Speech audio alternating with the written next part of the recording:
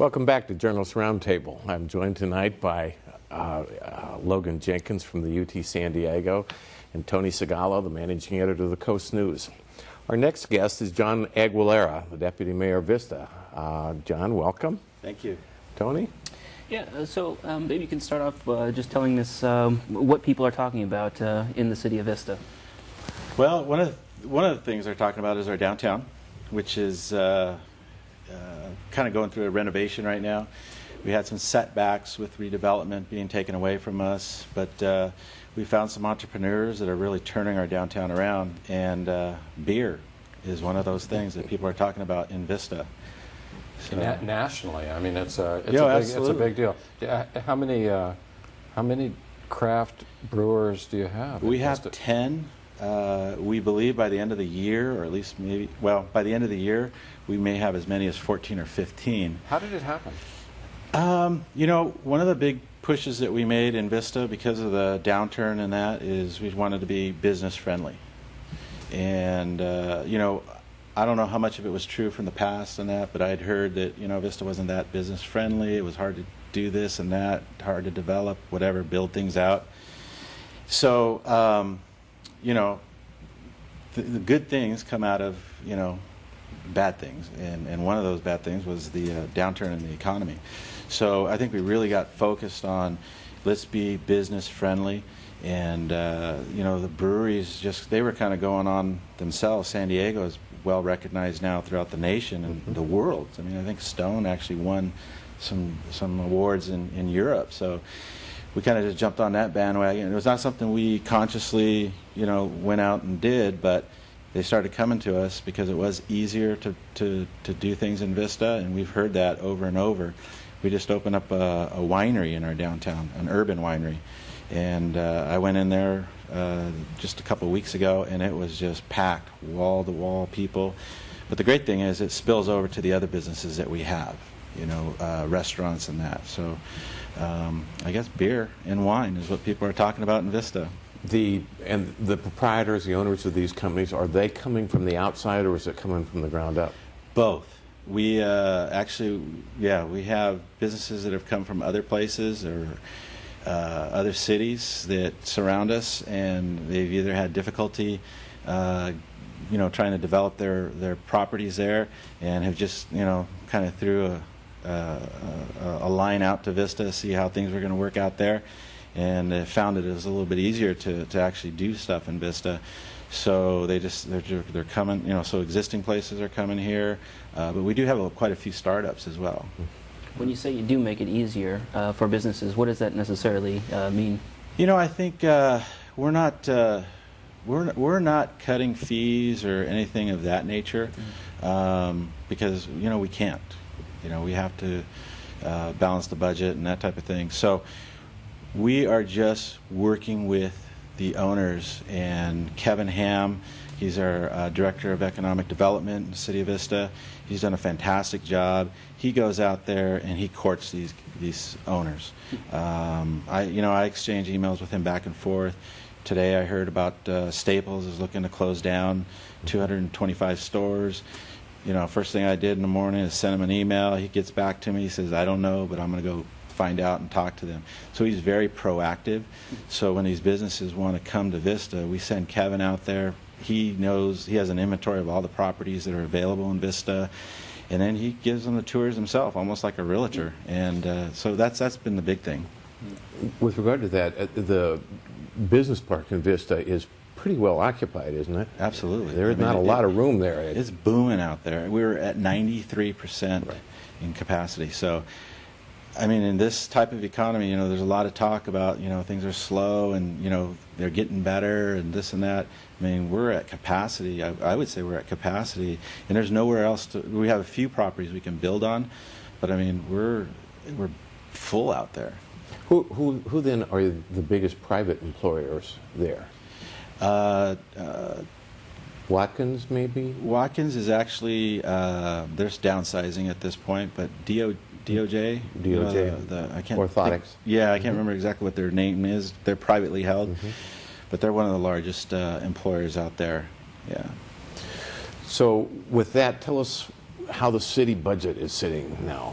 You guys have been through some rocky times. It's been very rocky. When I was first elected, we had millions of dollars in a budget deficit, $9 million at one time, and we've been working on that, and we've whittled that down to $1 million, which we think we will have eliminated by this time next year. So it's getting much better. Sales tax is up.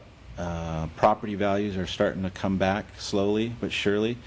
So we're actually at a point where this last year we were able to put a little money aside, and that's one of the goals that we have for the City of Vista, is to eliminate that deficit completely and then start building our reserves. I'm a financial advisor by practice, so when I came to the city I was just blown away that we didn't really, we have reserves, but they're just not substantial enough. You didn't know it was that bad when you were running Yes. for office, and the first time you ran was in 2008. You came in third, I Correct. think. Third, yes. Yeah, just missed the cut. Just missed it, yeah. And then in 2010, you ran and did very well. And then are you going to be running again in November? I am. And I don't know if you remember, we had a nice interview back in 2010 before I was elected. And At George Hamburger. George, yeah. That's a great place. But one of the things I think I told you is, you asked how long I'm going to do this. I said, well, I guess it's up to the people, and we'll know in 4 years. I said, I'm going to do what I think is right, and in 4 years I might find out that people don't think that's the right thing to do. So, but we're going to find out in Well, I November. think you're a strong candidate in November. But there are some mayoral politics going on in Vista, and that's always, you have Cody Campbell, sort of a rookie Yes. rookie councilman Yes. who's running against Mayor Ritter. Right. What are going to be some of the issues that are going to be talked about in this campaign? Well, I think some of the issues, I'm not positive of this, but I have a good idea that one of the reasons I believe he's running is things haven't worked out the way he had hoped. He has completely different views from the mayor, and so they're not working out the way, so I guess if he doesn't believe in the can't beat him, join him. He wants to beat him, so he's going after the mayor because he has different ideas about what should happen in the city of Vista. Can you give us an example what that means? You almost make it sound like alien ideas. but I don't know what you... Yeah, I think some of the things that we differ on is, we're a small city. We do have almost 100,000 people. So it is a substantial city, but it's still small in the scope of the world. And one of the unfortunate things that I think he's trying to bring in is some of the national politics into our city. And we feel that, I feel, and I think the mayor feels the same way, that we should just be worried about what's happening in the city of Vista, the people of Vista, the businesses of Vista, and let the national politicians handle some of that, national politics. And what we do in Vista is not going to affect the world, the country, even the state of California. So we need to make sure that our house is in order before we start worrying about the rest of the world. And that's, and I think that's what the people elected us to do. I work very well with all of the council people. To me, it doesn't matter if they're a Republican or a Democrat. It doesn't matter to me. If they're interested in improving the city of Vista and making Vista a better place, then I'm willing to work with them. So what you're suggesting is that Cody Campbell is trying to run a kind of partisan campaign. Yes. In a city that's not used to that. Correct. That kind of rhetoric. Yeah, and we're a conservative city. We have a lot of retired military. We have just a lot of retired people in general, and those are, generally speaking, conservative people. So people aren't used to that. Although the face of Vista has changed, in the last 30 years.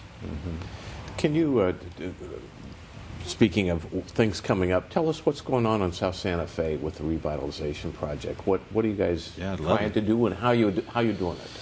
Well, that was our big redevelopment corridor, and unfortunately, with the state doing what they did with redevelopment, taking it away, we've been cutting checks back to the state. So I think last year we cut a check for $6 million back to the state. So we have had to get creative in pushing forward and rebuilding Paseo Santa Fe. So we've actually changed the name to Paseo Santa Fe. We've got affordable housing. It's actually a mixed-use project that's going on down there. So that's going to be great. We'll have commercial businesses down below. We'll have affordable housing above. And, as you know, here in San Diego County, affordable housing is something difficult to find. And so we've got 2 projects that are actually breaking. One's already broke ground. The other one's breaking ground this year, next month. And so those 2 projects should be done in 12 months, probably next summer. So you're anticipating they'll be the anchor for some continued growth then? And absolutely, yeah. Infill. And I think that we're going to bring the people to our downtown so that they can do the shopping that we want to see in our downtown.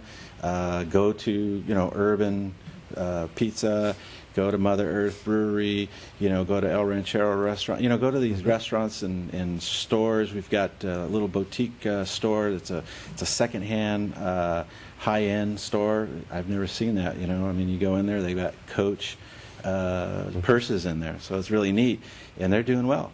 And we have an apothecary around the corner, and they're doing well. So we want to bring the people so that they can go shopping at those businesses. And the more people you bring to a blighted area, let's face it, South Santa Fe is blighted. Mm-hmm.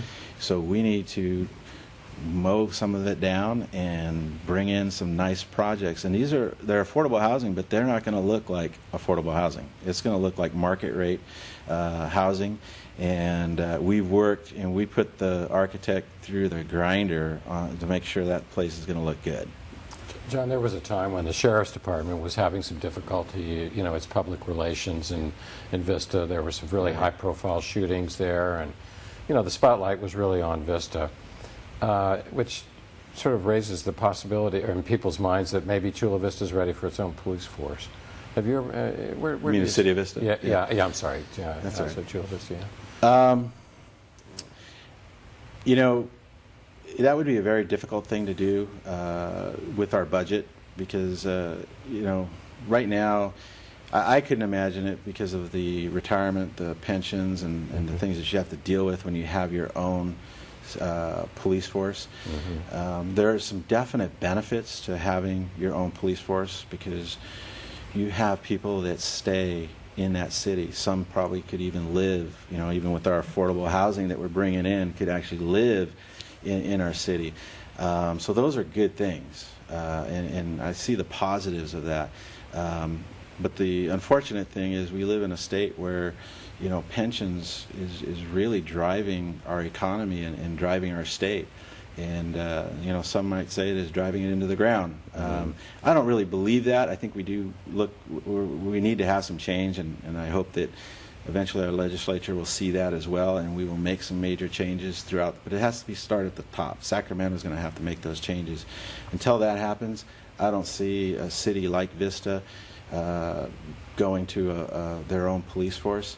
Although, again, I do recognize the benefits of that. Mm-hmm. Okay. What about the role of big box stores? I know that's been somewhat of an issue at some points. What do you see that big box stores bring to Vista, or do you? I've kind of changed my tune on big box stores. I mean, everybody wants to have, you speak to any city manager, it's great to have a big box store because, they generate lots of revenue. But what we have to recognize is that the world is changing in how they shop. People are shopping online, they're going to Amazon, so you're probably not, people will go to Best Buy and they're going to go and check out and listen to the stereo or whatever they're doing, whatever they're looking for, and then right there on their phone they can order that same thing on Amazon. And it'll show up the next day. That's right. Yeah. And what's really amazing to me is Amazon is now the biggest electronics retailer probably in the world, but definitely in the nation. So we have to recognize that people's shopping habits have changed considerably, and we need to adjust as well.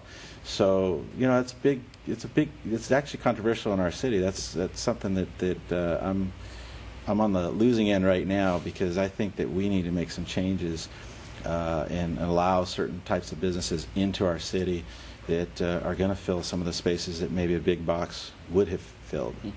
Interesting. Yeah. Yeah, that's really interesting. Some real evidence just this week with Staples, its store closures, Radio Shack, its store closures, and the conversation about Best Buy and Amazon. So Vista, we have one Staple and we have 2 Radio Shacks. So hopefully not, but those could be 2 empty spots. We have to find another business that can fill those spots.